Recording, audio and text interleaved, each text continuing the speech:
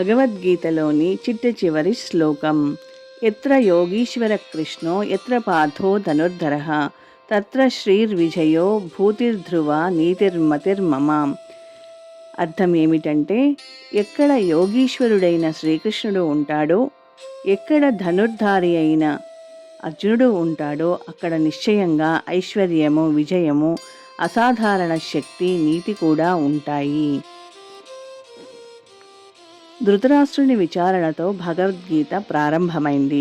భీష్ముడు, ద్రోణుడు, కర్ణుడు మొదలైన మహాయోధుల సహాయంతో తన పుత్రులకు విజయం కలుగుతుందని అతడు ఆశతో ఉన్నాడు. విజయం తన పక్షానే ఉంటుందని అతడు ఆశించాడు. కానీ యుద్ధరంగ సన్నివేశాన్ని వర్ణించిన తర్వాత సంజయుడు రాజుతో పలుకుతూ, నీవు విజయము గురించి ఆలోచిస్తున్నావు, కానీ నా అభిప్రాయం ప్రకారం ఎక్కడైతే శ్రీకృష్ణార్జునులు ఉన్నారో అక్కడే పరమ సౌభాగ్యం ఉంటుంది అని అన్నాడు.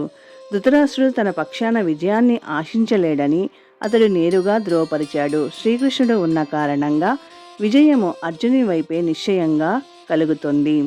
అర్జునుని రథసారథి కొలువును స్వీకరించడం శ్రీకృష్ణుని వేరొక విభూతి ప్రదర్శన.